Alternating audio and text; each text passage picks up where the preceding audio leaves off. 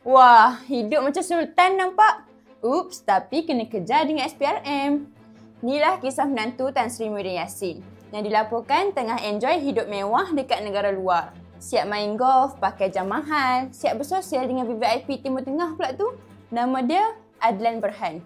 Individu yang dicari oleh SPRM dalam kes Projek National Enforcement and Registration System (NERS).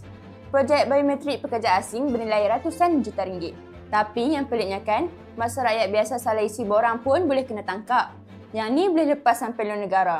Hidup bergaya macam nothing happen. Laporan kata Adlan sekarang berada di Asia Barat, negara yang tak ada perjanjian ekstradisi dengan Malaysia.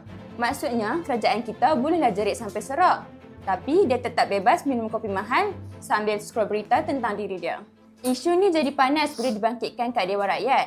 Dan rakyat pun berteka-teki. Macam mana seorang individu dikehendaki SPRM boleh lepas keluar negara senang-senang? Siapa bagi laluan? Siapa tutup mata?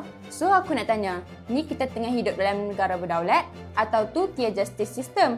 Satu untuk rakyat biasa, satu lagi untuk menantu orang penting. Korang komen kat bawah sebab kalau macam ni lah undang-undang berjalan, baik kita semua cari ayah mata politik dulu sebelum buat salah.